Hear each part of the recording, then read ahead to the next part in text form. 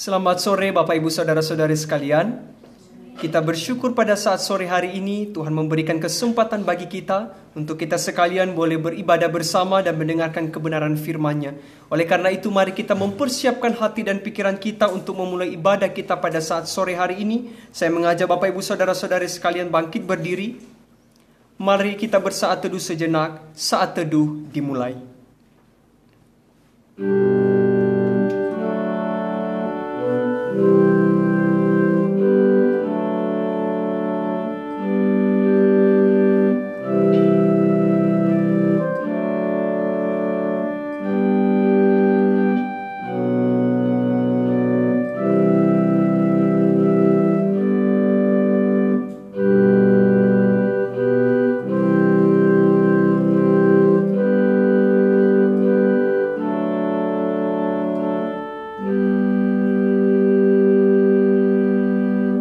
Pertolongan kita adalah dalam nama Tuhan yang menjadikan langit dan bumi. Amin. Kasih karunia dan damai sejahtera dari Allah Bapa kita dan dari Tuhan Yesus Kristus menyertai kita. Amin. Mari Bapak Ibu Saudara-saudari sekalian kita menyanyikan pujian dari KPPK nomor 19, Datang Menyembah Raja yang Mulia. Kita nyanyikan ke seluruh baitnya.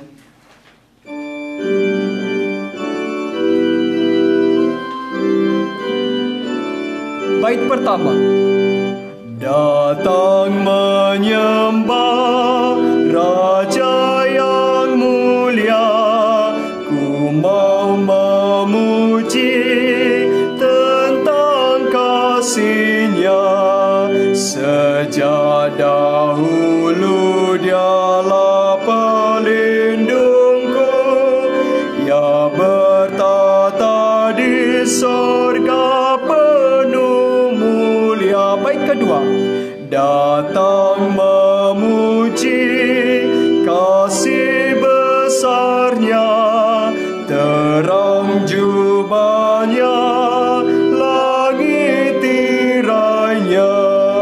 Allah datang menembus awan gelap, guntur angin topan tak merintanginya. Bait ketiga.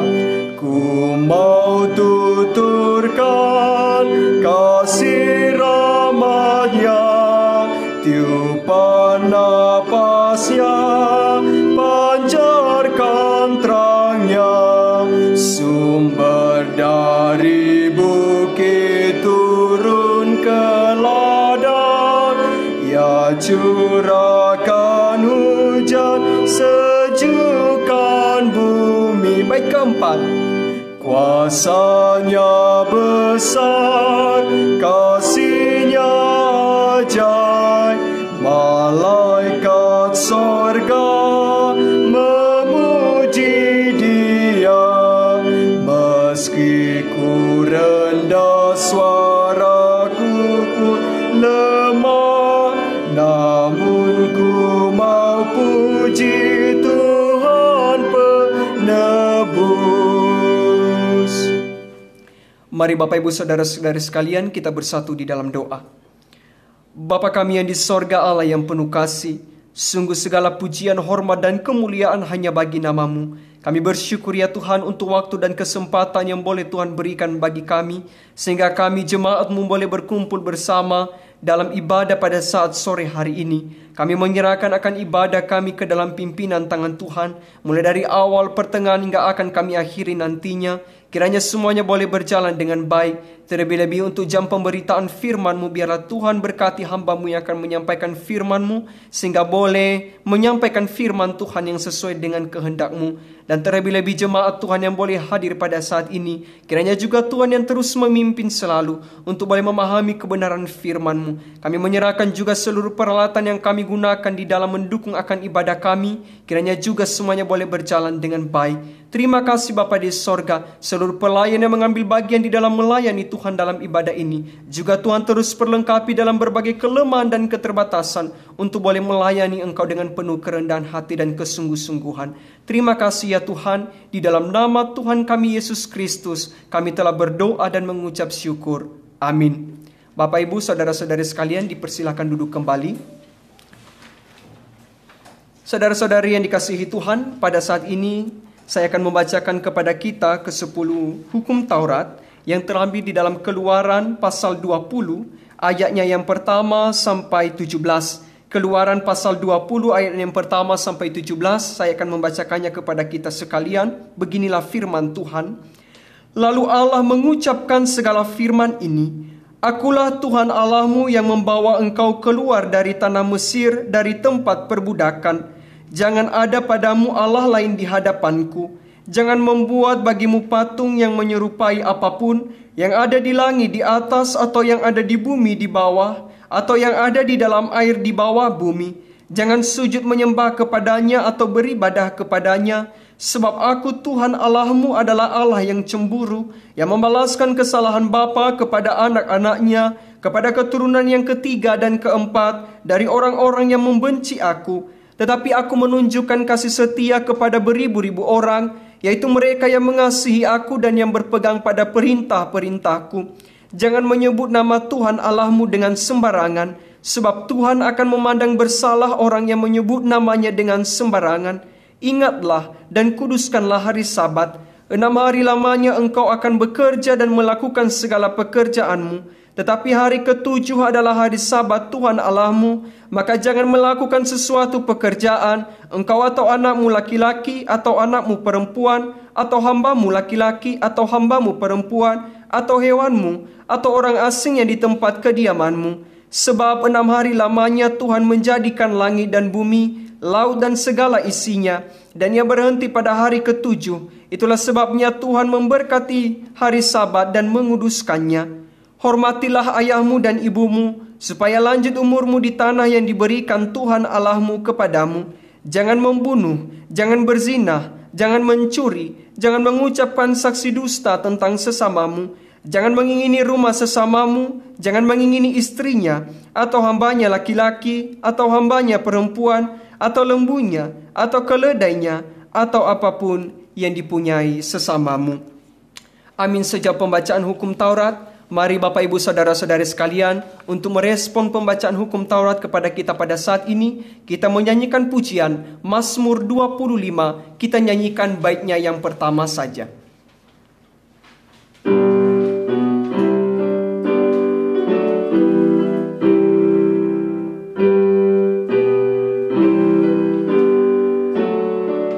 Bait pertama. Tuhan, kepadamu saja aku angkat jiwaku, kepadamu ku percaya, jangan jaya seteru, takkan malu dan sesat, yang menantimu selalu, pengkhianat yang bejat, dia yang mendapat malu. Bapak, Ibu, saudara-saudari sekalian, sadar atau tidak sadar, seringkali di dalam kehidupan kita menyakiti hati Tuhan karena ketidaktaatan kita. Kita melakukan dosa, kesalahan, dan pelanggaran di hadapannya. Oleh karena itu sudah selayaknya kita mengakui dosa, memohon pengampunan dosa, dan memohon pembaruan hidup, serta mohon pencerahan daripada Roh Kudus. Dalam hal ini saya minta dengan kasih Bu Weni memimpin kita di dalam doa.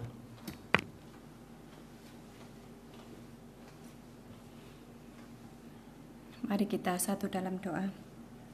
Allah Bapa kami yang bertata dalam kerajaan surga yang mulia, kami kembali lagi ya Tuhan bersyukur kepadamu ya Tuhan atas segala kesempatan demi kesempatan yang Tuhan berikan kepada kami, sehingga kami pada saat ini boleh berkumpul bersama-sama untuk boleh memuji dan memuliakan nama-Mu ya Tuhan.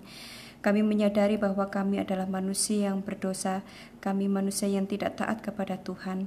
Bila kiranya Tuhan, Kau boleh mengampuni akan segala dosa dan pelanggaran kami ya Tuhan.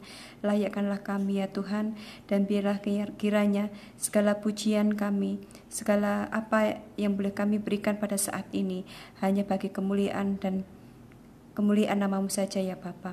Terima kasih ya Bapa. Kami mau menyerahkan juga ya Bapa untuk anak-anak Tuhan yang boleh melayani pada saat ini. Kiranya Tuhan Kau pimpin dan sertai ya Bapa.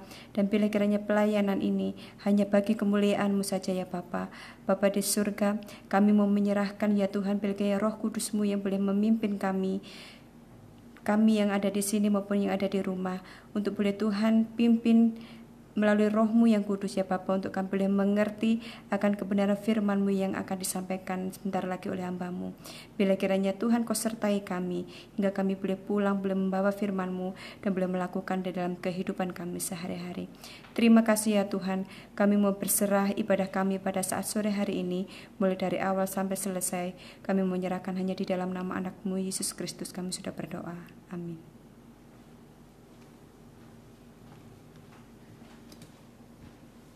Sungguh kita bersyukur untuk anugerah pengampunan dosa yang boleh Tuhan berikan bagi kehidupan kita dan pencerahan daripada Roh Kudus yang memimpin setiap langkah kehidupan kita. Mari Bapak Ibu Saudara-saudari sekalian, kita kembali menyanyikan pujian Mazmur 25. Kita nyanyikan baiknya yang pertama, kedua, dan yang ketiga.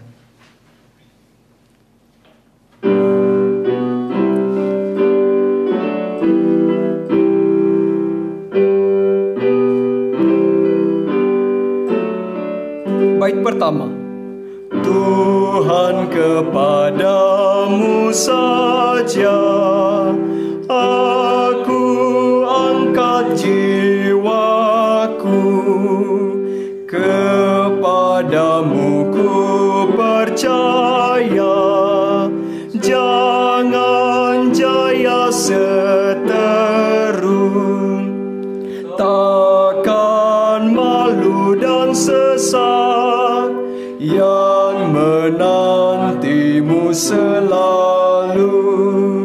Pengkhianat yang bejat, dia yang mendapat malu. Bait kedua. Oh, tunjukkanlah kiranya jalan kebenaran-Mu, yakni jalan bercahaya yang serta-Mu ku tempuh. Kaulah pohon selamatku, Kau Allahku, Kau ku cari, ku nantikan tak jemu rahmat-Mu sepanjang hari. Bait ketiga. Ingatlah rahmat-Mu Tuhan dan kasih-Mu yang bakal, dosa waktu aku muda jangan ingat selamanya, tapi ingat padaku sesuai dengan janji-Mu. Hanya kebajikan-Mu yang membuat aku hidup. Saat ini kita akan mendengarkan pembacaan firman Tuhan yang akan dikhotbahkan. Kepada yang bertugas dipersilakan.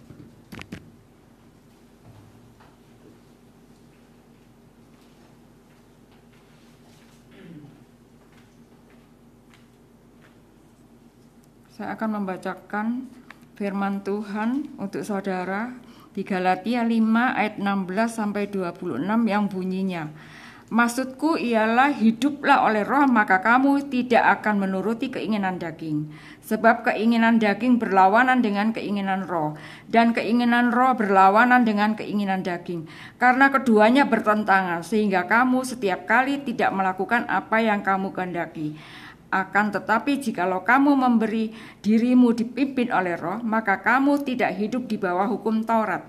Perbuatan daging telah nyata, yaitu percabulan, kecemaran, hawa nafsu, penyembahan berhala, sihir, perseteruan, perselisihan, iri hati, amarah, kepentingan diri sendiri, percideraan roh pemecah, kedengkian, kemabukan, pesta pora, dan sebagainya. Terhadap semuanya itu kuperingatkan kamu, seperti yang telah kubuat dahulu, bahwa barang siapa melakukan hal-hal yang demikian, ia tidak akan mendapatkan bagian dalam kerajaan Allah. Tetapi buah roh ialah kasih, sukacita, damai sejahtera, kesabaran, kemurahan, kebaikan, kesetiaan, kelemah lembutan, penguasaan diri. Tidak ada hukum Taurat yang menentang hal-hal itu. Barang siapa menjadi milik Kristus, ia telah menyalibkan daging dengan segala hawa nafsu dan keinginannya. Jikalau kita hidup oleh roh, baiklah hidup kita juga dipimpin oleh roh. Dan janganlah kita gila hormat, janganlah kita saling menantang dan saling mendengki. Amin.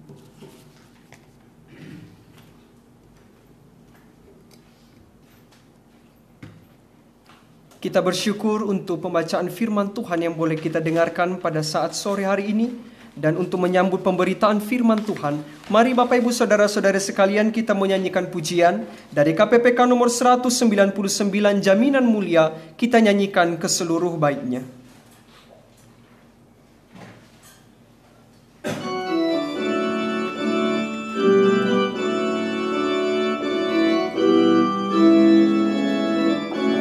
Bait pertama. Jaminan mulia ku diberi, karena Yesus milikku abadi. Aku warisnya, ku ditebus, karena dibasuh darah kudus. Kami masyurkan, kami puji, tentang Yesusku selamanya. Kami masyurkan, kami puji, tentang Yesusku selamanya. Bait kedua. Aku mau taat sepenuhnya, suka surgawi turun melimpah. Malaikat datang bawa berita, kasih karunia dari Bapa. Kami masyurkan, kami puji, tentang Yesusku selamanya. Kami masyurkan, kami puji, tentang Yesusku selamanya. Bait ketiga. Aku serahkan diri penuh, di dalam Tuhan hatiku teduh, sambil menyongsong kembalinya, ku diliputi anugerahnya. Kami masyurkan, kami puji, tentang Yesusku selamanya. Kami masyurkan, kami puji, tentang Yesusku selamanya. Kepada hambanya dipersilakan.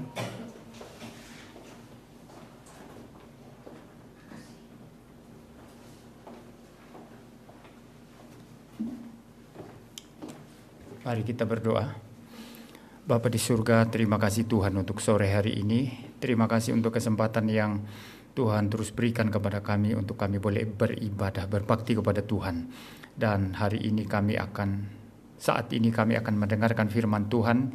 Kiranya Tuhan memberkati pemberitaan firman Tuhan, memberkati hamba Tuhan yang memberitakan firman Tuhan yang penuh dengan kelemahan, kekurangan, dan biarlah kekuatan firman-Mu, kuasa firman-Mu boleh memberikan bijaksana dan kekuatan kepada hamba-Mu untuk menyampaikan firman-Mu pada sore hari ini.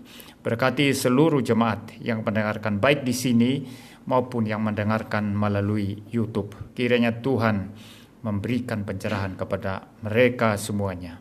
Terima kasih Tuhan, dalam nama Tuhan Yesus Kristus kami berdoa. Amin. Saudara, saya akan melanjutkan pembahasan mengenai buah roh. Dan khusus pada sore hari ini kita akan membahas buah roh yang ke-8, yaitu kelemah lembutan. Kelemah lembutan. Nah saudara, waktu saya mempersiapkan khotbah ini, ketika saya selesai, kemudian saya membuka YouTube, saya lihat di YouTube itu ada berita tentang Joe Biden Joe Biden Presiden Amerika Serikat itu jatuh di panggung waktu dia naik memberikan pidato atau orasi. Dan saya kok rasa senang ya melihat dia jatuh ya. Ya, saya rasa senang karena saya banyak tidak suka dengan Presiden Amerika itu ya. Dia adalah seorang pendukung LGBT, dia juga adalah seorang pendukung sekularisme atau didukung oleh sekularisme untuk menjadi presiden, dan saya dengar itu pemilu yang lalu itu penuh dengan kecurangan sehingga Donald Trump itu kalah. Donald Trump walaupun moral tidak beres tapi dia ikut partai yang konservatif, maka dia lebih konservatif daripada Joe Biden. Tapi waktu saya merasa senang dia jatuh, saudara, saya lihat YouTube-nya, saya ketawa-tawa. Saya langsung ingat persiapan saya ini bertentangan dengan persiapan saya ya. Jadi persiapan saya berbicara tentang kelemah lembutan. Di dalam bahasa Inggris ada istilah gentleness atau meekness ya. Nanti saya akan menjelaskan kedua istilah itu, saudara. Orang yang lemah lembut itu adalah orang yang punya kemurahan, yang rendah hati, siap menerima koreksi, tidak tertawa kalau orang lain menderita bahkan musuh. Saya langsung sadar ya, dan kita semua saudara tidak terlepas dari kelemahan-kelemahan yang sama. Kita berbagian dalam dosa-dosa yang sama. Sedang mempersiapkan khotbah tentang kelemah lembutan, mentertawakan Presiden Amerika yang jatuh. Ini sesuatu yang berkontradiksi, saudara ya. Dan di situ saya tahu bahwa melakukan firman Tuhan itu sulit. Saya sadar saya salah, saudara ya. Seharusnya saya tidak mentertawakan. Saya tidak suka sebagaimanapun saya terhadap Joe Biden, tapi saya tidak boleh mentertawakan. Ya, jadi saudara, di dalam istilah asli dalam bahasa Yunani itu ada istilah prautes ya. Prautes ini yang diterjemahkan sebagai gentle atau gentleness ya di dalam Alkitab kita. Dan istilah yang sama ini yang dipakai di dalam Matius, saudara. Maksud saya istilah dari kitab Galatia ya, di mana ada kelemah lembutan di situ sebagai salah satu aspek daripada buah roh. Dan di dalam bahasa Inggris istilah yang sama juga dipakai ketika Tuhan Yesus itu menyatakan dirinya sebagai lemah lembut. Itu di Matius pasal 11 ayat yang ke-29. Dikatakan di sana, "Pikulah kuk yang kupasang dan belajarlah padaku, karena aku lemah lembut dan rendah hati, dan jiwamu akan mendapat ketenangan." Ada istilah lemah lembut di sana yang diterjemahkan oleh New King James sebagai gentle. Gentle ya. Lalu buah roh di dalam Galatia 5 ayat 23, di situ kelemah lembutan diterjemahkan oleh New King James sebagai gentleness. Dalam bahasa aslinya itu prautes ya, gentleness. Kalau dalam Matius tadi dipakai istilah praus ya. Ya, tetapi saudara, menurut orang-orang yang memahami bahasa Inggris dengan baik, mereka berkata bahwa istilah gentleness ini sebetulnya kurang bisa mewakili istilah daripada prautes itu. Ya, mereka berkata bahwa terjemahan lama dari istilah King James yang menggunakan kata meek dan meekness, ya, meekness itu jauh lebih tepat katanya saudara ya. Dan mari kita lihat sekarang, saya coba lihat-lihat di dictionary ya mengenai kedua kata ini. Kalau di meekness itu ada yang menulis begini ya, pengertiannya adalah, ini saya ambil dari website Regent University, saudara, itu satu sekolah di Amerika ya, Regent University ya. Dia berkata begini ya, saya baca dalam bahasa Inggris nanti saya terjemahkan. Meekness is essentially an attitude or quality of heart whereby a person is willing to accept and submit without resistance to the will and desire of someone else. Jadi meekness di sini adalah katanya secara substansial atau esensial itu adalah satu attitude ya, atau satu sikap atau kualitas hati. Satu sikap atau kualitas hati yang menerima dan menyerahkan diri tanpa penolakan apapun terhadap kehendak dan hasrat daripada orang lain. Jadi menyerahkan diri. Ada satu istilah menyerahkan diri ya di sana, menerima dan menyerahkan diri atau menundukkan diri. Ya, jadi mungkin ya seperti kalau saya kasih contoh, kalau ada orang ya, satu orang hebat ya, katakanlah dia hebat main piano ya, sangat hebat main piano. Lalu datang orang lain juga hebat tapi kurang hebat main piano. Tapi di situ ada pembesar. Ada orang besar, katakanlah wali kota atau bupati ya. Dia memuji yang kurang hebat itu tadi sebagai yang paling hebat. Sedangkan yang lebih hebat sesungguhnya tidak dipuji. Dan pembesar ini berkata, inilah dia yang terhebat di antara kita. Nah, bagaimana rasanya ini yang lebih hebat sebetulnya? Ya, orang yang kurang hebat itu mestinya kalau dia tahu diri ya, mestinya dia harus bilang, saya nggak hebat loh, lebih hebat yang ini kan gitu ya. Tapi kalau sampai orang yang paling hebat itu tetap tenang ya, tetap tenang, tidak tersinggung, tidak merasa marah, dan tetap menganggukkan kepala dan begini kepada orang yang dianggap hebat itu, itulah yang disebut sebagai meekness. Menyerahkan keahliannya untuk ditundukkan sebagai yang kurang. Sedangkan yang kurang dianggap gara-gara hanya karena dia menghormati pembesar itu. Tidak mau menyinggung hati pembesar. Tidak mau menyinggung perasaan daripada si pejabat ini tadi, saudara. Nah, itu contoh yang saya bisa berikan, saudara ya. Jadi meekness yang dimaksud di sini tadi ya, itu saya ambil dari website Regent University ya. Lalu kalau gentleness, saudara, ini saya ambil dari Cambridge Dictionary. Dikatakan ya, gentleness is the quality of being calm, kind of or soft ya. Jadi kualitas ya, satu kualitas untuk menjadi kalem ya, tenang begitu ya. Kind itu baik ya, berbaik ya, baik hati, baik. And soft or soft ya, soft itu lembut ya. Jadi tenang, baik dan lembut. Ya, ini merujuk kepada sikap orang atau attitude orang yang baik ya, lemah lembut, yang lembut ya, lalu soft begitu ya, lalu baik hati ya, tenang ya, tidak petantang-petenteng gitu ya. Kalau dia hebat tidak petantang-petenteng ya. Kalau dia mempunyai keunggulan tetap tenang. Jadi saudara, itu arti daripada gentleness. Nah, gentleness ini juga adalah satu sikap yang sangat-sangat memahami kelemahan orang lain. Ya, memahami kelemahan orang lain, dan itu sebetulnya sangat menyakitkan hati. Ya, saya kadang-kadang kalau dibanding-bandingkan dengan orang lain ya, sebetulnya itu melibatkan sakit hati. Kalau dibandingkan dengan orang hebat ya biasa saja ya.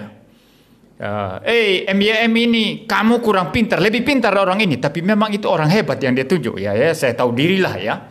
Ya, tapi dibanding-bandingkan dengan kelas kampungan, saudara, YouTuber kelas kampungan yang tidak belajar Alkitab, saudara. MYM kamu belajar sama ini, pingin tak tempeling orang kayak gitu.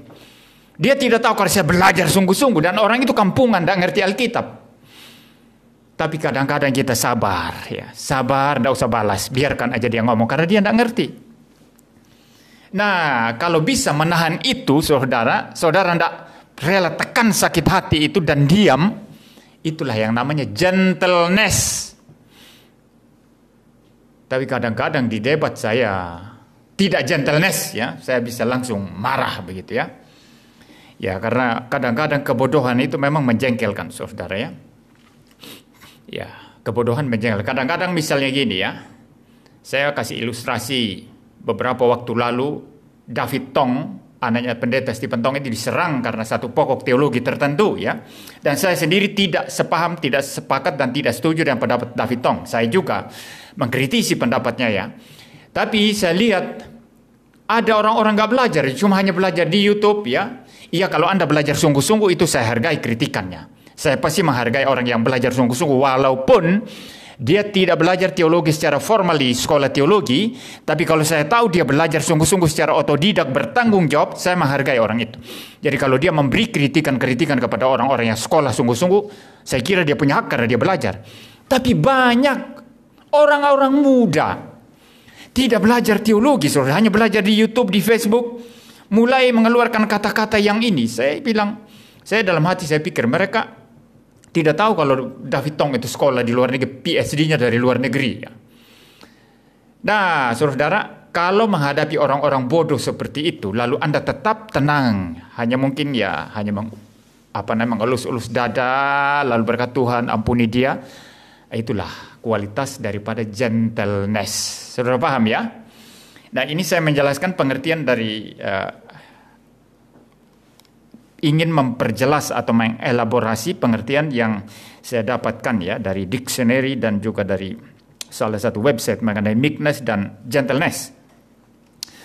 Nah, sekarang saudara, kita akan mencoba melihat sekarang, sebelum saya melanjutkan, Matius 11 ayat 29 yang saya sudah kutip tadi, itu mengenai Tuhan Yesus di situ, saudara.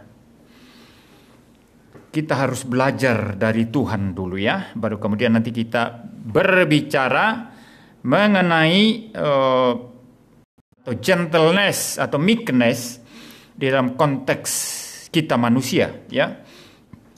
Nah, saya membaca Matius 11 ayat yang ke-28 dan 29. Marilah kepadaku semua yang letih lesu dan berbeban berat. Aku akan memberikan kelegaan kepadamu. Pikulah kuk yang kupasang dan belajarlah padaku. Karena aku lemah lembut dan rendah hati dan jiwamu akan mendapat ketenangan. Aku lemah lembut, kata Tuhan Yesus di sana, saudara. Saudara, lemah lembut ini dalam istilah Indonesia, atau kalau saya mengambil istilah gentleness ya di dalam bahasa Inggris tadi, atau meekness, saudara, kita mencoba melihat kehidupan Tuhan Yesus. Saudara bayangkan ya, pemilik langit dan bumi mengambil natur manusia, dan yang disediakan bagi dia untuk lahir di dunia ini itu adalah kandang binatang. Orang tua yang disediakan oleh seorang miskin. Maria adalah orang miskin. Bahkan yang menjadi bapaknya di dunia ini, walaupun tidak ada hubungan gen atau hormon ya, tidak ada hubungan daging ya, tapi secara karena dia adalah suami Maria, yaitu Yusuf, juga adalah tukang kayu, orang miskin, saudara. Ya, dari lahirnya saja Yesus Kristus sudah mendapatkan perlakuan yang sebetulnya tidak adil buat dia.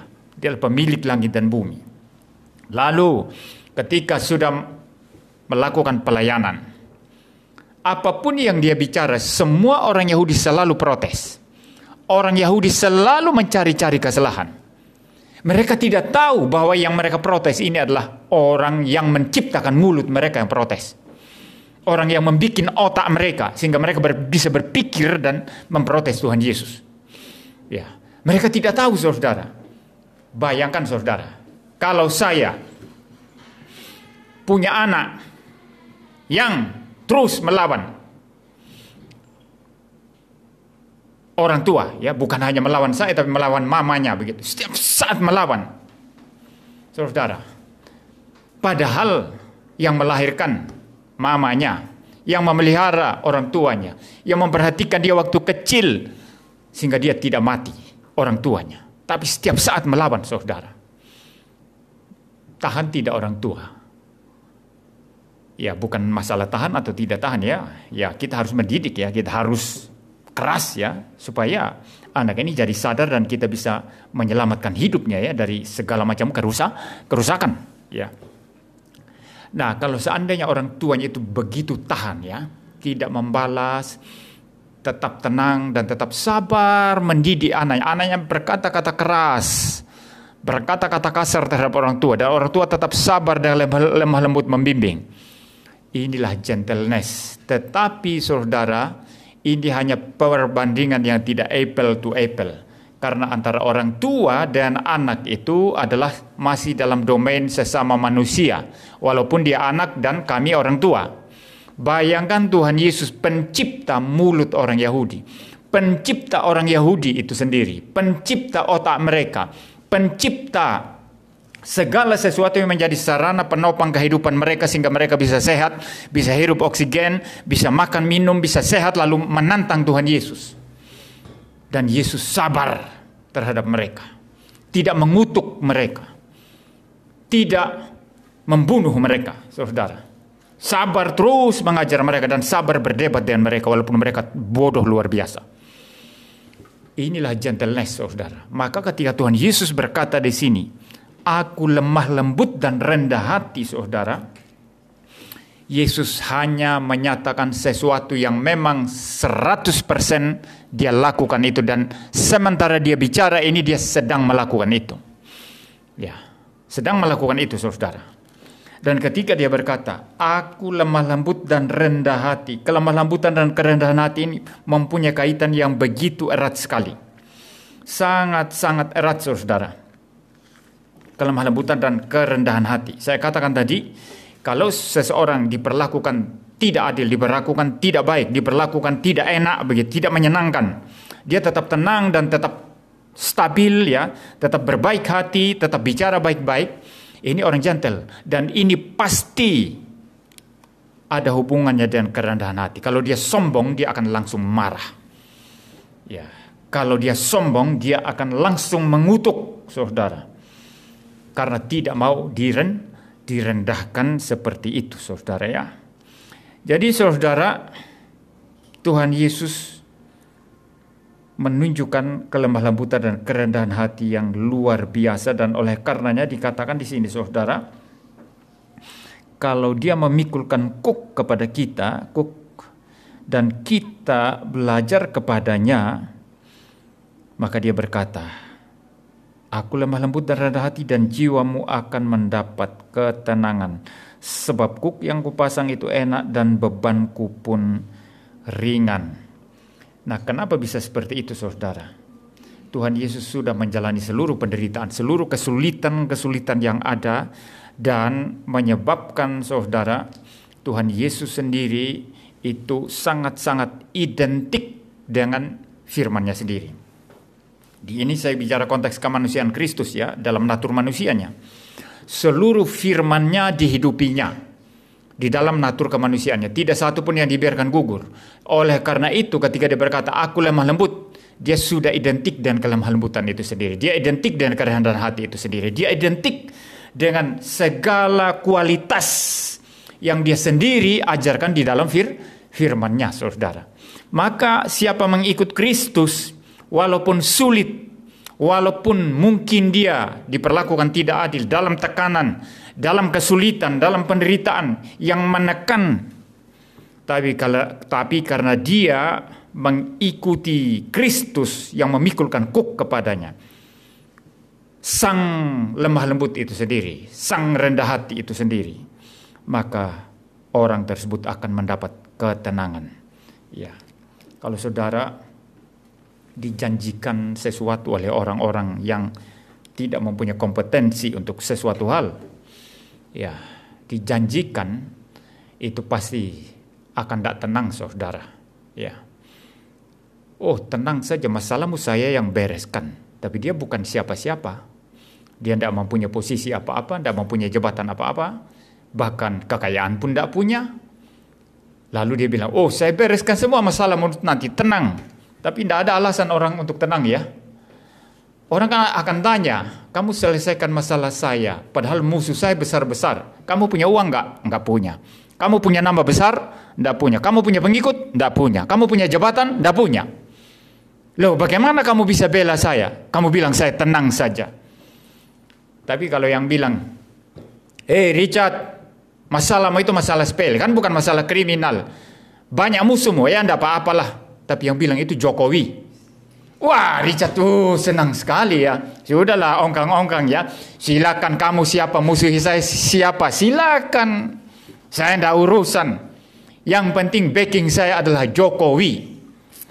Kan begitu, saudara. Ini sama. Gentleness ini tadi, meekness ini berhubungan dengan tekanan-tekanan yang ada yang menyebabkan kita merasa diperlakukan tidak adil. Tapi kita tetap menunjukkan baik hati, ketenangan, dan apa istilahnya itu kelembutan, soft, tidak membalas. Kenapa bisa mendapat kekuatan untuk itu? Karena Tuhan Yesus, Sang lemah lembut itu, memberikan kekuatan kepada kita. Ya, itu saudara ya. Jadi kita harus melihat Tuhan dan Juru Selamat kita, bagaimana Dia lemah lembut dan rendah hati dan menjanjikan kita ketenangan. Baru kemudian kita melihat bagaimana lemah lembut itu di dalam kehidupan kita setiap hari. Mari kita kembali ke Galatia pasal 5 tadi saudara, buah roh kelemah lembutan. Nah, pertama-tama saya harus sampaikan apa yang bukan lemah lembut saudara ya, jangan salah tafsir ya. Ada orang yang kira lemah lembut itu mungkin kelakuannya itu kemayu ya. Jadi jalannya, kalau jalannya tegap-tegap gitu, wah ini kasar orang, ini beringas orang ini gitu ya, berangasan gitu ya. Tapi kalau orang kemayu ya, membungkuk-bungkuk ya, itu dianggap lemah lembut ya. Bukan lemah lembut, itu lemah gemulai itu namanya. Ya, lemah gemulai namanya. Nah, saudara, saya justru jengkel ya kalau lihat orang laki tapi jalannya lenggak-lenggok ya, kemayu gitu ya. Apa ya, jalannya seperti perempuan ya. Bicaranya seperti perempuan. Lalu dianggap itu lemah lembut. Itu bukan lemah lembut, saudara. Lemah lembut juga bukan hanya menunduk-nunduk terus ya. Menunduk-nunduk terus. Orang menunduk-nunduk itu enggak tentu lemah lembut loh. Orang menunduk-nunduk itu mungkin karena takut, saudara. Dia takut sama orang. Karena dia takut, tidak punya kekuatan untuk melawan, tidak punya kekuatan untuk berkata tidak mempunyai kekuatan untuk menyatakan sikap, maka dia menunduk-nunduk saja, apa saja, inge. Ya. Itu bukan lemah lembut, saudara. Itu namanya penakut, pengecut, saudara. Bukan lemah lembut. Nah, lemah lembut ini sebetulnya tidak bisa dinilai sekedar dari lahiriah, walaupun kelemah lembutan itu ditunjukkan oleh sikap lahiriah dari luar. Tetapi salah kalau kita hanya menilai kelemah lembutan itu dari sikap lahiriah saja. Ya. Karena kalau Anda menilai sikap lahiriah saja, sangat mungkin orang yang kelihatan lemah lembut ya, bicaranya sangat sopan, sangat diatur-atur ya, sangat lembut, sangat mungkin dalamnya itu hatinya keras sekali. Kayak buah dondong itu, kedondong. Permukaannya halus sekali kan, dielus-elus halus sekali. Coba kupas dalamnya itu, tajam-tajam itu, menusuk itu. Ada semacam orang lain kasar, kayak salak ya. Kayak salak atau duren ya. Atau juga kayak itu, rambutan ya, kasar, permukaannya kasar. Tapi begitu dibuka, lunak sekali di dalamnya isinya. Jadi saudara, lemah lembut itu tidak harus dari luar kelihatan lemah lembut. Sangat mungkin orang yang kelihatan keras dari luar, dia mempunyai kelembutan hati yang lebih bagus daripada orang yang lemah lembut.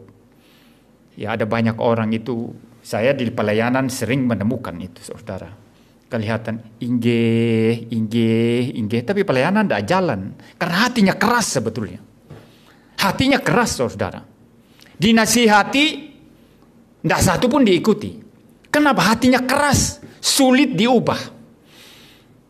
Tapi ada orang yang kelihatan agak kasar begitu ya, luarnya, begitu dinasihati nangis, saudara. Iya betul ya, saya sadar saya salah.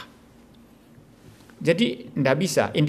Sesuatu sikap lahiriah itu jadi indikator kelemah lembutan itu, saya tidak percaya itu. Sudah lama saya tidak percaya itu. Sejak saya jadi hamba Tuhan, saya tidak percaya itu. Dan ada contoh di Alkitab. Ada contoh di Alkitab, saudara. Mari kita membuka satu contoh sekarang. Bilangan 12 ya. Kita membaca Bilangan 12.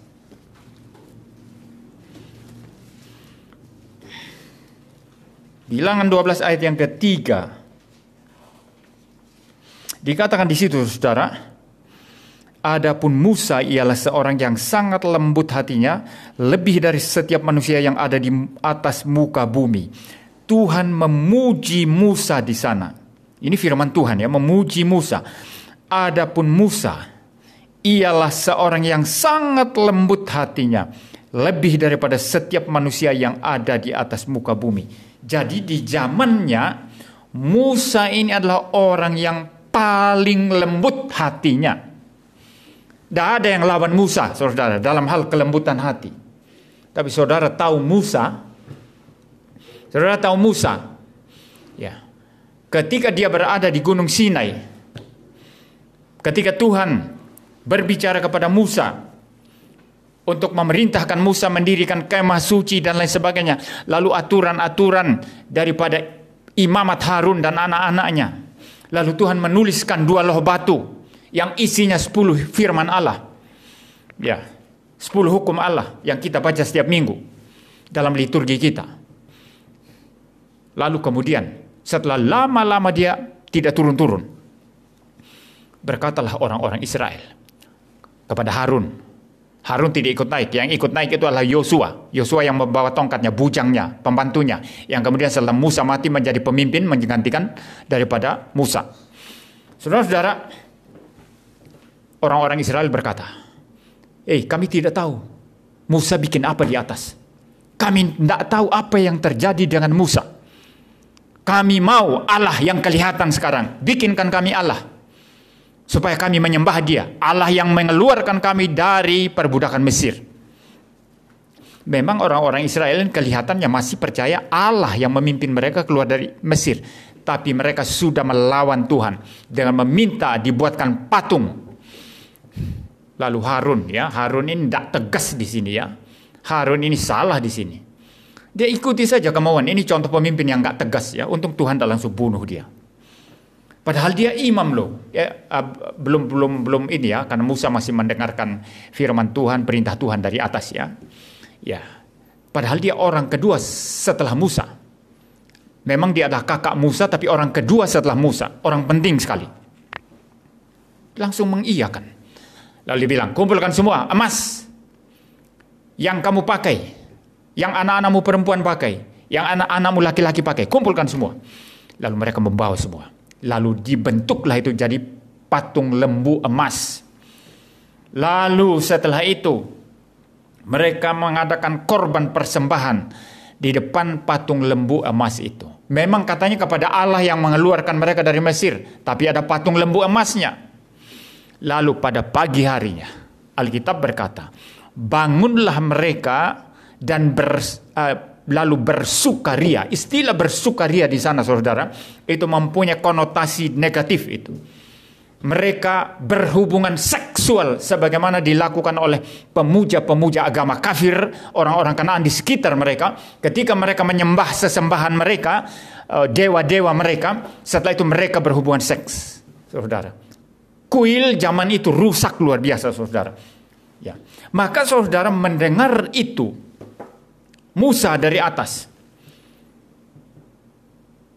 Tuhan berkata kepada Musa, ya, lihatlah, bangsa yang aku keluarkan dari Mesir itu sudah rusak lakunya. Lalu mereka turun. Ya, begitu turun, Yosua berkata, kok seperti ada orang sorak-sorak peperangan? Musa berkata, bukan, mereka sedang bernyanyi dan berdansa. Begitu sampai, saudara, melihat mereka dansa-dansi dalam keadaan rusak, ini orang-orang Israel, Musa langsung mengambil 2 loh batu yang dipegangnya, yang 2 loh batu yang dibentuk oleh Tuhan, bukan Musa yang membentuk itu, dibentuk oleh Tuhan, dan ada tulisan tangan Tuhan di atas 2 loh batu itu, 10 hukum yang kita selalu baca. Langsung dibanting, saudara. Wah, ini tidak menghormati kesakralan. Kamu marah-marah kepada orang Israel. Kalau saya marah lalu robek-robek Alkitab, ini pendeta tidak beres. Betul ya? Ini sama Musa ini. Loh, itu isinya firman Allah, 10 hukum Allah. Dia marah karena lihat orang Israel itu. Memang marah bagus. Ini namanya marah kudus. Tapi yang jadi sasaran adalah 2 loh batu yang sakral itu. Yang ada tulisan tangan Tuhan di dalamnya. 10 hukum Allah. Itu yang dibanting, saudara. Bagi saya ini Musa sudah salah di sini. Dia ini sebetulnya berangasan di sini. Ya, berangasan, ya. Sama kalau saya marah, ya, jemaat tidak terima lalu marah lalu Alkitab saya robek-robek, ya. Sudah pecat saya jadi pendeta, hentikan jadi pendeta. Ya. Lalu kemudian tidak cukup, saudara. Tidak cukup. Musa kemudian mengambil anak lembu emas itu, dibakar sampai hancur, dihancur-hancurkan, lalu dicampur dengan air, lalu disuruh minum kepada orang-orang yang menyembah patung itu. Ya, disuruh minum. Nah, ini cocok tidak dengan kelemah lembutan ini? Cocok enggak? Dua sikap ini cocok enggak? Pernah sekali lagi Tuhan perintahkan Musa untuk mengeluarkan air dari batu. Saya pernah salah dalam menafsir ini, saudara, karena saya pikir Tuhan tidak memerintahkan untuk memukul, tapi di bagian lain dalam Alkitab diperintahkan untuk pukul memang. Ya, dan kita berkata Musa bersalah karena memukul batu itu. Tidak, sebetulnya sikap hatinya yang salah. Ya, dia bertindak seolah-olah dialah Tuhan, padahal yang memerintahkan dia untuk mengeluarkan air itu adalah Tuhan. Dan di sini dia kasar, tidak menghormati kesakralan perintah Tuhan. Itu sebabnya Tuhan mengatakan, Musa, kamu tidak bisa masuk Kanaan karena engkau sudah melawan perintahku. Ya, itu di Masa dan Meriba itu. Ya, engkau sudah melawan perintahku, maka dia tidak masuk tanah perjanjian. Yang masuk akhirnya Yosua. Dari orang yang keluar dari Mesir itu, mulai dari Musa sampai semua yang keluar dari Mesir, generasi yang keluar dari bangsa Mesir, mati di padang gurun semua karena mereka memberontak terhadap Tuhan. Yang masuk adalah anak-anak mereka yang lahir di padang gurun. Dan hanya ada 2 orang yang keluar dari perbudakan Mesir yang masuk ke tanah Kanaan, yaitu Yosua dan Kaleb. Yosua itu adalah pembantu Musa yang kemudian menjadi pemimpin. Ya, kamu jadi asisten pendeta, kamu akan jadi pendeta nanti. Tapi kalau tidak beres, tidak bisa jadi pendeta. Jadi pendeta pun Tuhan tidak pakai. Ya, betul. Ya, jadi saudara, Musa sebetulnya dari apa yang saya sampaikan ini sebetulnya tidak identik dengan kelemah lembutan yang kita mungkin pikirkan di dalam dunia ini ya. Apalagi lemah lembutnya orang Jawa kan, yang inggih, tidak cocok sama Musa itu. Tidak cocok membanting 2 loh batu. Tapi Tuhan berkata di sini, Musa itu adalah orang yang paling lembut hatinya. Kok bisa, saudara? Karena Musa mempunyai kualitas hati yang dengar-dengaran kepada Tuhan. Walaupun secara karakter Anda mungkin keras, tapi kalau hati Anda gampang dibentuk oleh firman Tuhan, gampang dengar-dengaran kepada firman Tuhan, gampang disadarkan dosa-dosanya, Anda adalah orang yang lemah lembut. Nah, berdasarkan perspektif ini, saudara, mari kita masuk sekarang. Apa itu kelemah lembutan sebetulnya? Kelemah lembutan yang berkaitan dengan buah roh ini. Saya mencatat ada 3 hal penting, saudara. Kelemah lembutan itu ada 3 hal yang penting sekali. Yang pertama, orang lemah lembut itu adalah orang yang peka terhadap dosa. Saya sudah lama tidak mau ditipu oleh orang-orang yang berpenampilan sangat-sangat baik, sangat-sangat lembut, ya, sangat-sangat halus, ya, bahasanya sangat-sangat sopan, ya. Lalu saya memutuskan ini orang baik. Enggak tentu, saudara. Mungkin dia hatinya sangat-sangat keras dan sangat-sangat tidak mau dengar firman Tuhan. Ya, sangat-sangat tidak bisa dibentuk, sangat-sangat tidak bisa diberi masukan, apalagi teguran karena dosa. Ya, orang yang lemah lembut itu sangat peka terhadap dosa. Itu sebabnya Yohanes Calvin berkata, dia mendefinisikan orang yang suci itu, yang hidupnya suci ya, yang hidupnya saleh itu adalah orang yang dia peka sekali dengan dosa yang sangat kecil sekalipun. Kalau ada orang sudah tahu itu dosa, tapi masih biasa-biasa saja, dan dianggap itu bukan dosa, bukan kesalahan, maka dia adalah orang yang tidak peka dengan dosa. Ya. Ada hal-hal tertentu yang dalam kehidupan kita anggap itu hal sepele, saudara. Saya kasih satu contoh sekarang. Anda menonton TV berapa lama setiap hari? Anda bermain HP ini bermain ya, bukan menggunakan HP untuk katakanlah hal yang penting ya. Ada orang yang kerja pakai HP kan. Ada orang yang ber-YouTube atau ber-Facebook untuk pelayanan ya. Seperti saya hamba Tuhan kan. Ya. Tapi hanya bermain, main-main, lihat-lihat orang joget-joget di TikTok ya. Lihat-lihat status orang. Ya, ini bukan pelayanan loh ya. Hanya lihat-lihat status orang, lihat-lihat joget-joget di TikTok, hanya lihat-lihat status dia, berapa yang like, berapa yang ini, lalu orang yang like dia lihat. Ini siapa ini ya, profilnya siapa, lalu diteliti saudara. Hati-hati saudara, Anda jangan jadi orang yang istilahnya stalker ya. Apa istilah? Stalking ya, itu ya, stalker ya. Itu yang suka seperti dia itu seorang itu yang suka menguntit orang lain. Tapi bukan menguntit di dunia nyata, dikuntit di media sosial, dicari tahu dia sekolah di mana, dicari tahu apa, semua orang dicari tahu saudara. Dan jangan lupa ada media-media sosial tertentu memperlengkapi fasilitasnya dengan siapa yang melihat profil, siapa yang lihat-lihat profil kita terus ketahuan loh. Ya, hati-hati saudara orang Kristen ya. Siapa tahu yang saudara lihat profil orang gak beres, ini lihat-lihat, oh ternyata Richard ini. Wah Richard ini siapa? Oh anak mahasiswa Salem. Loh ini kan calon pendeta. Kenapa diikut-ikut saya? Saya kan perempuan tidak beres. Wah ini bahaya loh. Hati-hati jangan suka menguntit ya. Stalking. Iya bahasa Inggrisnya stalking ya. Ya. Jangan suka menguntit orang saudara ya. Jadi saudara ini saya kembali. Masalah kepekaan tadi. Anda menggunakan media sosial hanya untuk hal-hal seperti itu. Berapa jam sehari?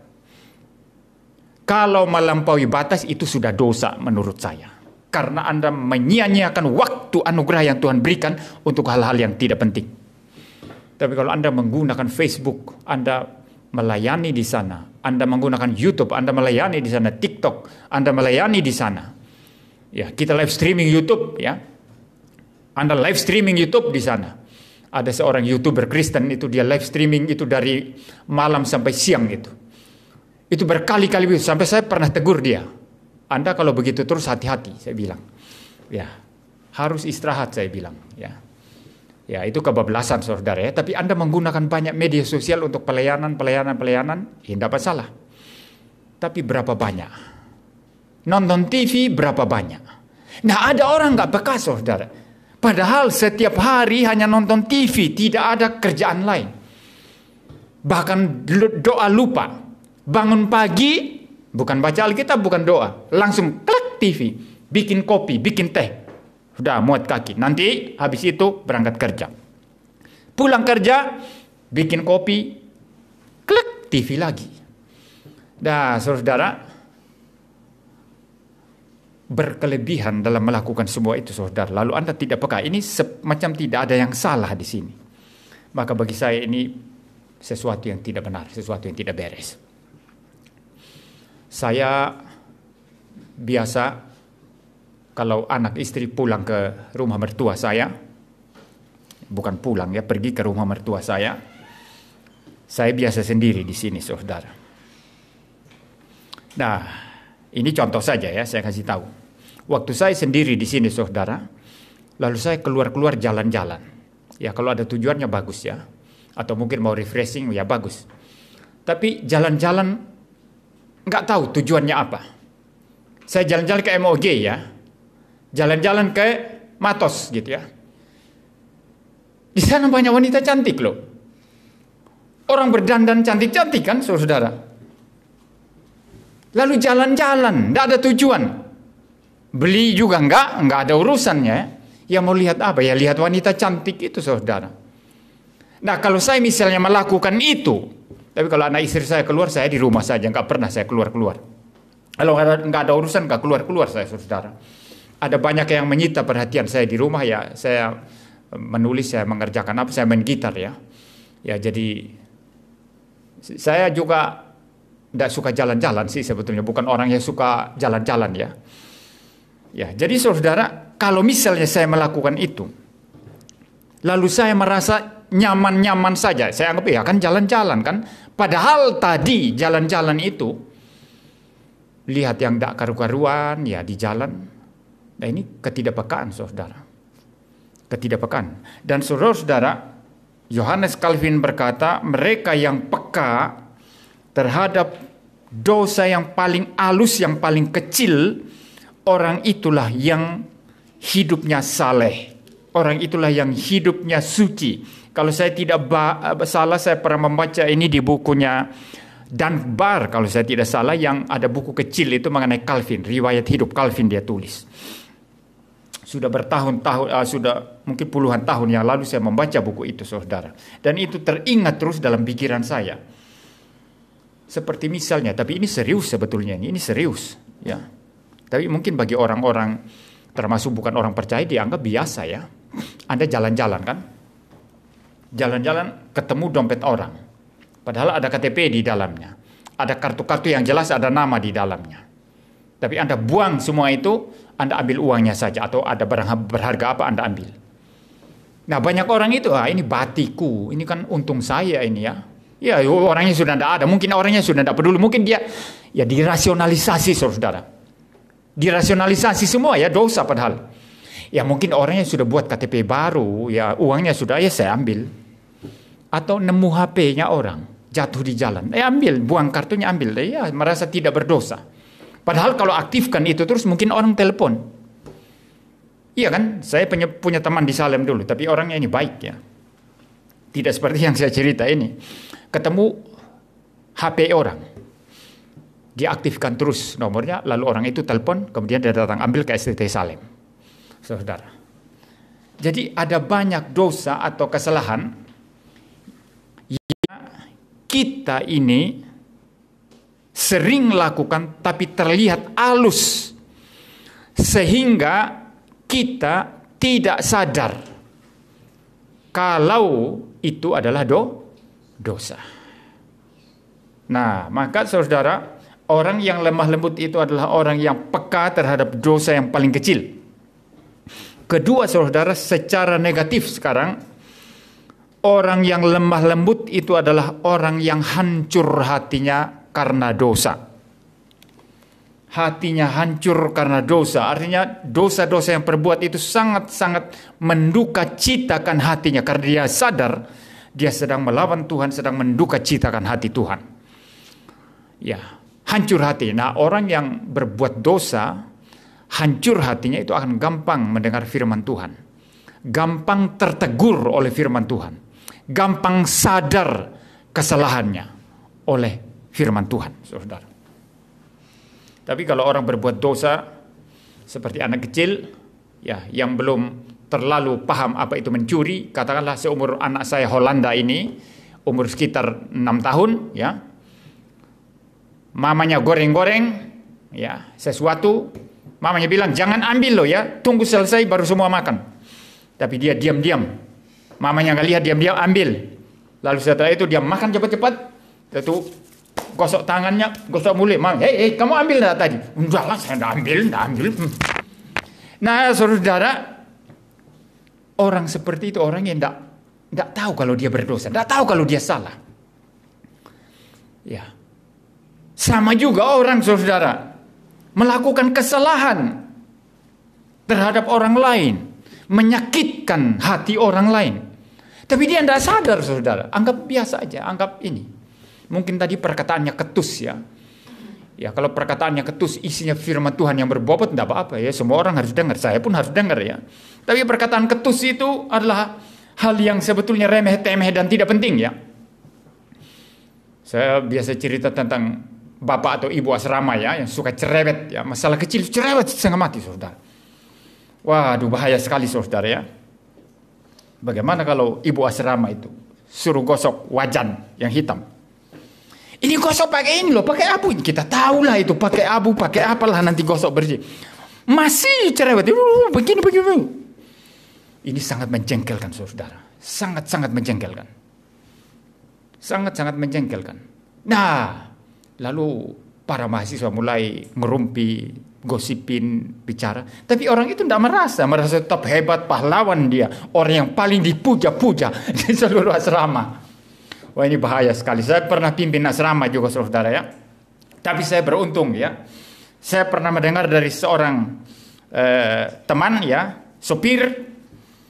yang sering mengangkut anak-anak asrama, sering saya tidak ikut bersama mereka. Kak Yanto katanya, Kak Yanto bagus ya. Saya lihat Kak Yanto ini kan keras, suka marah, ngamuk sebetulnya ini. Tapi anak-anak itu loh, anak asrama cerita yang baik-baik. Saya tidak tahu mereka cerita baik-baik benaran, tapi saya kira memang baik-baik benaran ya, karena saya tahu saya tidak pernah melakukan sesuatu yang yang keterlaluan atau yang fatal salah terhadap mereka ya, seperti itu. Tapi ada orang yang melakukan kesalahan tidak sadar, saudara. Tidak sadar kalau sedang berbuat kesalahan. Nah, inilah ciri orang yang tidak bisa hancur hatinya karena dosa, dan ini sangat berbahaya. Sangat-sangat berbahaya. Kalau kita kembali kepada contoh Musa, saudara, itu Musa itu bahkan bukan dosa dia, saudara. Dosa orang Israel, hancur hatinya. Tuhan berkata, "Hei Musa, biarkanlah aku musnahkan bangsa Israel ini yang sudah memberontak kepada saya. Dan kamu akan kubuat keturunanmu menjadi besar." Tapi Musa berkata apa? Tuhan, jangan. Kasihanilah mereka. Dan juga jangan biarkan bangsa lain nanti akan mengejek. Lihat Tuhan, mereka itu hanya bisa keluarkan dari Mesir, tapi kemudian tidak bisa berbuat apa-apa dan membunuh mereka. Kalau itu engkau lakukan Tuhan, hapus nama saya dari kitab kehidupan yang ada di hadapanmu itu. Ini orang sangat peduli sekali dengan bagaimana dosa-dosa orang lain itu diampuni oleh Tuhan. Nah, ini orang Musa mempunyai hati yang lembut. Itu sebabnya tidak salah ya. Sangat-sangat tepat ketika firman Tuhan mengatakan tidak ada seorang pun yang lemah lembut hatinya lebih daripada Musa di atas muka bumi ini. Ya. Jadi saudara, secara negatif orang yang hancur karena dosa. Lalu secara positif saudara, orang yang gampang diajar, dibentuk oleh firman Tuhan. Sebagaimana di dalam 2 Timotius pasal 3 ayatnya yang ke-16 ya, dikatakan di situ, segala tulisan yang diilhamkan Allah memang bermanfaat untuk mengajar, untuk menyatakan kesalahan, untuk memperbaiki kelakuan, dan untuk mendidik orang dalam kebenaran. Orang yang lemah lembut hatinya pastilah orang yang mudah diajar oleh firman Tuhan. Juga mudah dinyatakan kesalahannya dan dia sadar. Juga mudah diperbaiki kelakuannya, dan juga mudah untuk dipimpin di dalam kebenaran. Sangat mudah mendengar kebenaran, sangat mudah diajar. Tapi orang yang sulit diajar, dia adalah orang yang keras hatinya dan tidak mempunyai kelemah lembutan. Dan jangan lupa, saya setuju sekali dengan pendeta Stephen Tong. Sangat-sangat 1000% setuju. Yang paling sulit diatur itu adalah pendeta-pendeta. Betul, saya sadar itu. Dan saya sudah lama membuang ini. Saudara, saya sudah lama membuang ini ketika saya masih mahasiswa teologi. Paling sulit diatur itu adalah pendeta. Makanya paling brengsek sebetulnya adalah pendeta. Pendeta, saudara, sulit tunduk, merasa sudah hebat. Dia adalah nabi, dia adalah pengkhotbah, dia adalah rasul mungkin. Padahal bukan nabi, bukan rasul. Ya. Makanya Anda bilang misalnya, "Pak, kita di Malang ini nggak usah terlalu ikut apa yang menjadi keputusan dari pusat." Saya akan tolak. Kenapa? Saya mau menundukkan diri pada aturan gereja. Ya. Ada banyak pendeta tidak mau tunduk pada aturan gereja, mau main sendiri, saudara. Ada banyak hamba Tuhan tidak mau tunduk kepada apa yang sudah ditetapkan oleh organisasi, mau main sendiri. Maka para pendeta itu paling sulit diatur. Ya, paling kacau, saudara. Di mana-mana itu seperti itu. Kita harus bertobat, saudara. Dan tentu kalau pendeta yang paling tidak bisa diatur, maka dari kelompok manusia di dunia ini yang paling tidak bisa diatur adalah orang Kristen. Iya, ini fakta. Saya tidak bicara bohong loh. Orang Kristen paling sulit diatur. Anda bayangkan, tidak setuju khotbah saya di sini, bisa pindah, cepat pindah aja. Ya, mau berlakukan disiplin gereja ya pindah aja. Betul kan? Coba orang Islam misalnya, waktu sholat sudah tetap harus taat. Waktu apa-apa sudah tetap, puasa tetap. Nah, orang Kristen karena diberi ruang untuk kamu rela sendiri kepada Tuhan, tunduk rela. Di situ ada ruang untuk dia tidak taat. Ya. Orang Kristen ini paling sulit diatur, saudara. Saya tahu ini. Saya alami sendiri. Lihatlah YouTube itu. Yang paling banyak protes ajaran sejati itu adalah orang Kristen. Yang paling banyak memaki-maki pendeta itu juga orang Kristen. Kalau apologet Muslim yang menyerang-nyerang pendeta, maki-maki pendeta, ya memang mereka bukan orang Kristen. Tapi bayangkan, coba lihat di kolom komentar YouTube saya. Yang memaki-maki saya banyak orang Kristen. Tidak sadar kalau ini pendeta. Betul ya? Kalaupun engkau benar dan pendeta itu salah, tapi ingat dia pendeta. Caramu tidak seperti itu, saudara. Ya, jadi saudara memang dari semua orang Kristen yang paling tidak bisa diatur itu pendeta. Ya. Dan dari semua kelompok manusia di bumi ini yang paling tidak bisa diatur orang Kristen. Ya. Anda mesti setuju, tidak setuju ya sulit lemah lembut nanti. Ya. Sulit, saudara. Sangat-sangat sulit. Nah, kenapa saya berkata berani sangat sulit, saudara? Anda orang Kristen memahami kebenaran, mendapat pencerahan firman Tuhan. Orang lain tidak dapat pencerahan firman Tuhan. Mereka tidak kenal Yesus. Mereka tidak kenal Dia yang berkata, "Akulah jalan dan kebenaran dan hidup. Barang siapa tidak ada seorang pun datang kepada Bapa jikalau tidak melalui aku." Mereka tidak mengenal Dia yang berkata, "Aku adalah terang dunia. Aku adalah kebangkitan dan hidup." Mereka tidak kenal Yesus, saudara. Anda kan melek. Orang melek tapi nggak bisa diatur, ini bahaya sekali. Kalau orang buta nggak bisa diatur, ya memang karena mereka buta. Itu makanya saya berani yakin 1000% bahwa yang paling sulit diatur orang Kristen. Ya. Mereka kalau melihat nggak tentu seperti itu, saudara.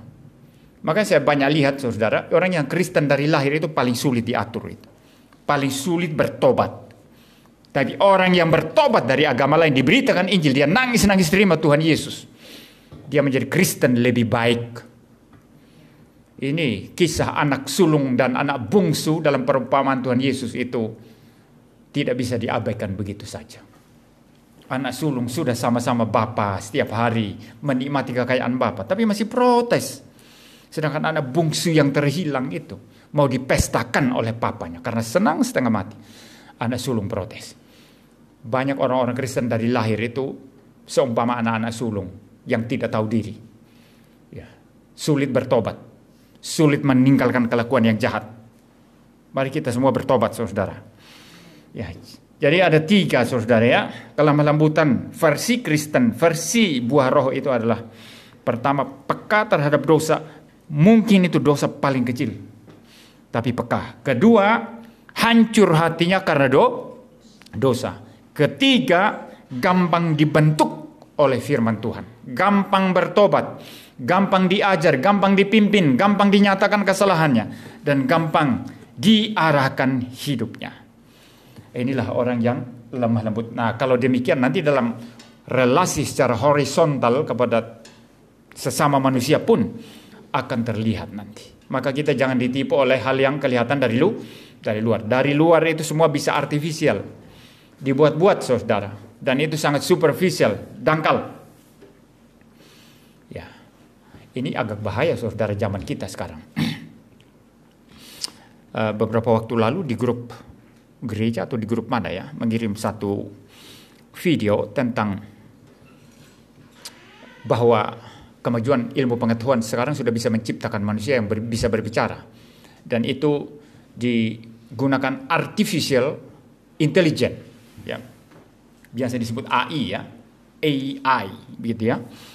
Seperti komputer, saudara. Jadi nanti pola kelakuan yang terus-menerus itu jadi dipetakan di dalamnya. Sehingga nanti itu akan mengarahkan. Ya, jadi kita bisa bicara dengan orang itu dan dia bisa menjawab sesuai dengan yang kita tanya. Nah, yang cilakanya, saudara, itu diciptakan wanita-wanita yang disiapkan untuk jomblo-jomblo. Ya, wanita begitu lebih cantik lah, mereka dibuat sedemikian rupa, giginya lebih bersih dari wanita cantik manapun, saudara. Kulitnya sudah diatur, semua sudah diatur. Khusus untuk pria. Bisa diajak bicara, tapi harus dicas baterainya. Kira-kira begitu, saudara. Dan ini dunia sangat rusak, saudara. Sangat rusak. Nah, kalau level kehidupan kita tidak lebih daripada manusia buatan ini, Anda sama dengan manusia buatan. Semua pura-pura dibuat jadi artifisial. Jangan lupa ya, artificial intelligence ya. Ya, sesuatu kecerdasan buatan. Dan itu sebetulnya kan dangkal itu. Dia tidak bisa merefleksi, tidak bisa merenung, tidak mempunyai aspek moral ya. Ya. Manusia buatan tidak punya aspek moral ya. Dia tidak punya perasaan. Semua diset berdasarkan program secara komputer, saudara. Nah, kalau kita hanya hidup berdasarkan level ini yang kelihatan secara lahiriah begitu. Lalu semua dibuat pura-pura, wah padahal hatinya sebetulnya tidak sukacita. Tapi ada sukacita, begitu dibuat-buat. Maka kita, saudara, belum bisa jadi orang Kristen yang sungguh-sungguh. Dunia kita ini sangat-sangat berbahaya sekarang. Sangat-sangat berbahaya. Maka mari kita hidup lebih berkualitas. Lebih dalam hidup kita. Jangan dangkal-dangkal saja. Jangan tertipu hal-hal yang kelihatan lahiriah. Banyak hal tipu-tipu di dunia ini. Mari kita hidup secara dalam. Mari kita berdoa. Bapa di surga, terima kasih untuk firman Tuhan pada sore hari ini. Kami mengucap syukur karena Engkau masih mengajar kami. Memberi kesempatan kepada kami untuk kami belajar firman Tuhan. Biarlah firman Tuhan ini memberikan kami kuasa untuk kami boleh melakukan firman itu dalam kehidupan kami setiap hari. Biarlah kami tidak dangkal. Biarlah kami menjadi orang Kristen yang dalam. Orang Kristen yang bermutu, yang berbobot. Yang melampaui kedangkalan-kedangkalan yang ada pada dunia ini saat ini. Kiranya Tuhan menolong kami untuk mempunyai kelemah lembutan yang sejati. Sesuai dengan prinsip iman Kristen. Yang peka akan dosa walaupun itu kecil sekali. Juga yang gampang hancur hatinya karena dosa. Dan juga gampang dibentuk oleh firman Tuhan. Biarlah kami menjadi orang Kristen yang sedemikian. Dalam nama Tuhan Yesus Kristus kami berdoa. Amin. Saudara, kita akan memberikan persembahan.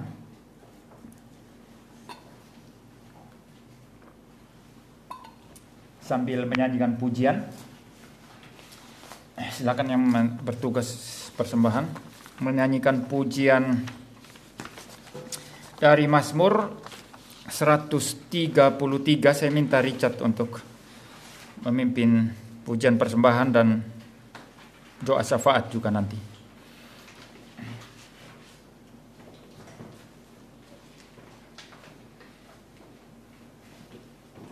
Baik Bapak Ibu Saudara-saudara sekalian, sembari kita mengumpulkan persembahan kita, mari kita menyanyikan pujian Mazmur 133, kita nyanyikan ke seluruh baitnya.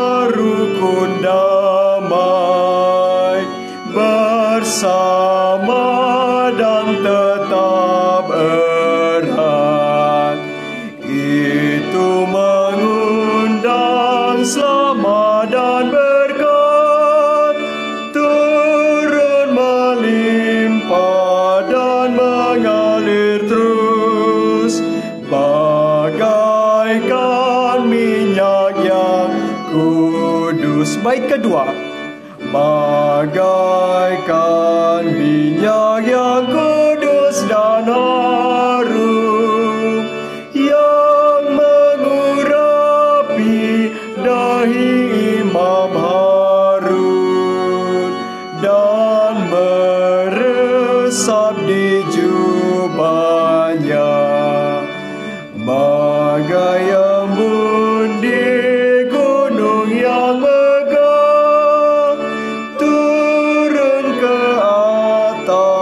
Sion mulia, penuh dengan sejahtera.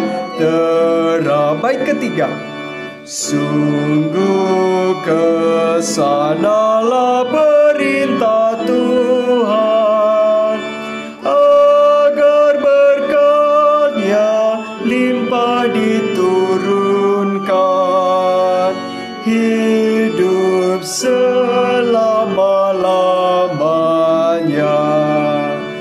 Itu mengundang selamat dan berkat, turun melimpah dan mengalir terus, bagaikan minyak yang kudus. Mari Bapak Ibu jemaat saudara-saudara sekalian, kita bersatu di dalam doa.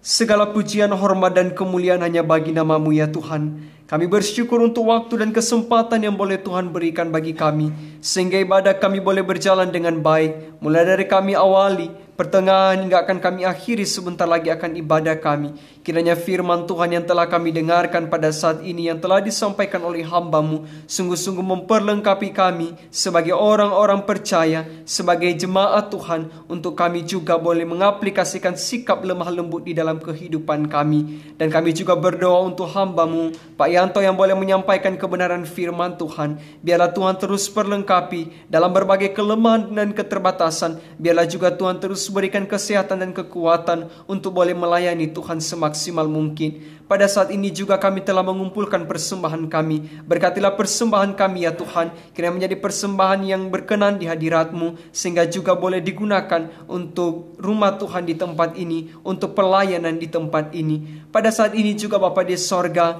kami menyerahkan ke dalam pimpinan tangan Tuhan bagi bangsa dan negara kami. Kami serahkan semuanya ke dalam otoritas pimpinan tangan-Mu ya Bapa. Mulai dari pemerintah kami, dari pusat sampai daerah-daerah terpencil. Berilah hikmat dalam kehidupan mereka, dalam menjalankan tugas dan tanggung jawab yang boleh Tuhan percayakan bagi mereka. Terlebih-lebih kami berdoa untuk persiapan pesta pemilu di negara kami tahun 2024. Kami mohon kepada-Mu ya Bapa, kiranya semuanya boleh berjalan dengan baik, masyarakat juga tetap damai, tentram satu dengan yang lain. Dan pada saat ini juga kami teringat untuk hamba-hamba Tuhan yang melayani di ladang pelayanan, baik mereka sebagai misionaris maupun mereka sebagai penginjil. Kami mohon ya Bapa, Engkau yang menguatkan mereka, Engkau yang memperlengkapi mereka untuk boleh melayani Engkau dalam berbagai tantangan, rintangan, kesulitan, sehingga Injil-Mu boleh didengarkan oleh orang-orang yang belum mengenal Engkau. Dan kami mohon juga untuk seluruh badan-badan misi dimanapun berada, biarlah juga boleh menjadi satu badan yang mendukung aktivitas pelayanan yang sesuai dengan kehendak Tuhan. Kami juga berdoa untuk hamba-hamba Tuhan yang melayani, baik mereka sebagai gembala gereja, baik mereka sebagai tenaga pendidik pengajar, juga terutama di perguruan tinggi, sekolah-sekolah teologi. Berilah hikmat dalam kehidupan mereka ya Bapa, dalam mengajar jemaat, dalam membimbing juga Bapa di sorga, agar apa yang diajarkan adalah sesuai dengan firman-Mu. Dan terlebih-lebih juga hamba-hamba Tuhan yang melayani dalam bidang apologetika Kristen, juga Tuhan berikan hikmat selalu dalam kehidupan mereka, di dalam mengajarkan dan mempertahankan ajaran yang benar, yang setelah Engkau berikan bagi kami, yang telah Engkau nyatakan bagi kami ya Bapa. Pada saat ini juga Bapa di sorga, kami berdoa untuk orang-orang percaya yang mengalami berbagai aniaya penderitaan oleh karena nama Tuhan kami Yesus Kristus. Teguhkanlah dan kuatkanlah iman mereka ya Bapa, dalam berbagai persoalan, situasi, kondisi yang menghimpit kehidupan mereka, yang menyulitkan mereka. Biarlah Tuhan sendiri yang terus menyatakan kasih setia-Mu dalam berbagai situasi, kondisi yang begitu sulit yang mereka alami, sehingga mereka juga iman mereka terus teguh dan setia di hadapan-Mu. Dan saat ini juga kami berdoa untuk GGRI dimanapun berada, khususnya kami yang ada di Malang ini juga, maupun yang ada di Dampi, di Solo, dimanapun berada. Ya Tuhan, Engkau yang terus menolong GGRI untuk boleh menjadi mimbar pemberita kebenaran firman Tuhan, dan juga boleh melayani seluruh jemaat Tuhan di tempat ini dengan semaksimal mungkin. Pada saat ini juga kami berdoa untuk hamba-hamba Tuhan yang melayani di GGRI. Biarlah juga Tuhan terus berkati mereka, Tuhan berikan kesehatan dan kekuatan untuk boleh melayani Engkau. Terima kasih ya Bapa. Hari-hari kami ke depannya kami serahkan ke dalam pimpinan otoritas tangan Tuhan. Biarlah Engkau yang terus memimpin kehidupan kami ya Bapa, sehingga kami juga boleh menjadi teladan di tengah-tengah lingkungan di mana kami berada, menyatakan kasih setia Tuhan dan menyatakan sikap yang lemah lembut sebagaimana yang firman-Mu ajarkan kepada kami pada saat ini. Terima kasih ya Bapa, segala doa kami hanya kami landaskan di dalam nama Tuhan kami Yesus Kristus, Allah kami yang hidup. Amin.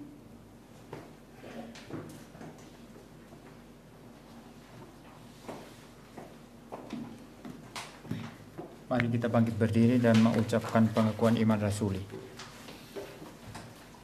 Aku percaya kepada Allah, Bapa yang Maha Kuasa, Halik dan kepada Yesus Kristus, anaknya yang tunggal Tuhan kita, yang dikandung dari Roh Kudus, lahir dari anak darah Maria, yang menderita sengsara di bawah pemerintahan Pontius Pilatus, disalibkan, mati dan dikuburkan, turun ke dalam kerajaan maut. Pada hari yang ketiga, bangkit pula dari antara orang mati, naik ke surga, duduk di sebelah kanan Allah, Bapa yang Maha Kuasa, dan dari sana ia akan datang untuk menghakimi orang yang hidup dan yang mati.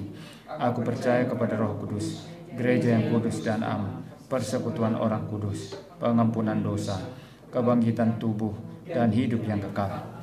Sambil tetap berdiri, kita menyanyikan pujian doksologi.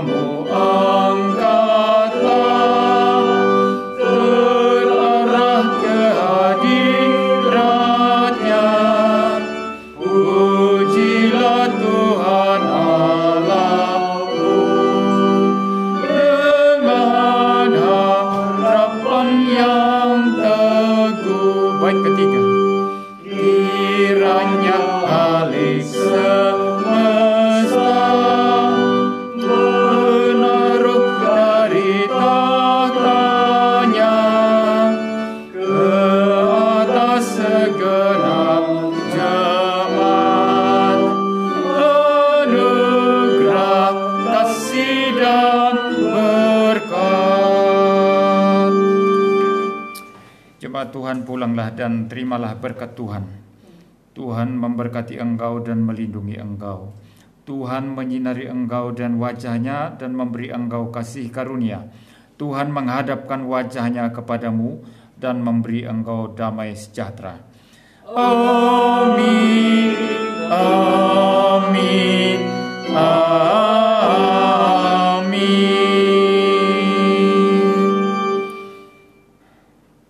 Saat teduh, silakan duduk saat teduh ibadah selesai.